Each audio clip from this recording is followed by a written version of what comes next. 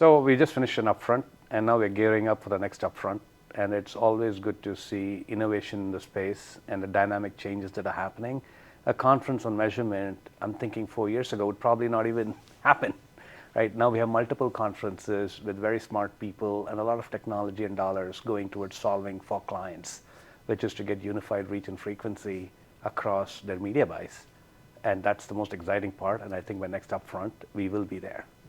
So what about some of the new partnerships, new companies that are becoming more widely accepted? Right. Where does that sort of ecosystem sit, and what's your perspective as an investor? Well, there is momentum towards the alternate currencies. I think the pie is large enough. If you're just measuring linear versus measuring all video buys, you suddenly have a lot more of the marketplace to work with. And there is going to be investment. There's a lot of work that still needs to be done. But the industry as a whole, the buy side and the sell side, are coming together to solve it, which again has not really happened in this marketplace. So to that extent, these are the most exciting things we can see. So what are the signals that are most important for you in terms of media investment?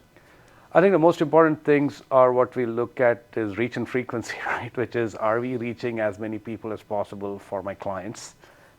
And the appropriate number of times. We all agree, for instance, that TV as we know it suffers from over-frequency. The same ads keep coming all the time. We know that there is attention and there is reach being delivered by CTV, but it's not always consistently measured. So as a starting point for the marketer to go back to measuring TV using the same metrics they've always used across this new landscape of CTV and TV is a big win, a big step forward.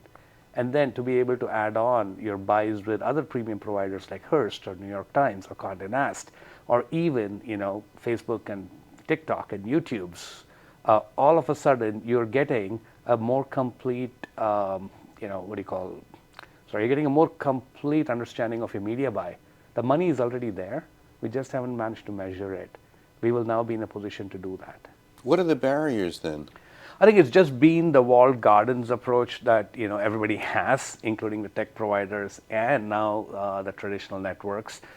It's also been the fact that the measurements companies haven't really kept up so far.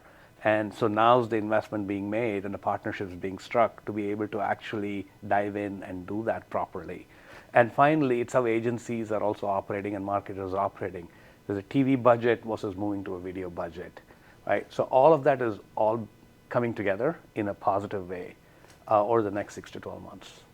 And what are your clients asking you? What's most important to them? And I'm sure there's different KPIs for different clients, but what are you hearing? We are basically hearing, okay, this is exciting. Tell us, how do we get there? And who's going to help us get there, right? In the terms of which measurement provider should we be using? What are the pros and cons? And that's what we're trying to solve for them.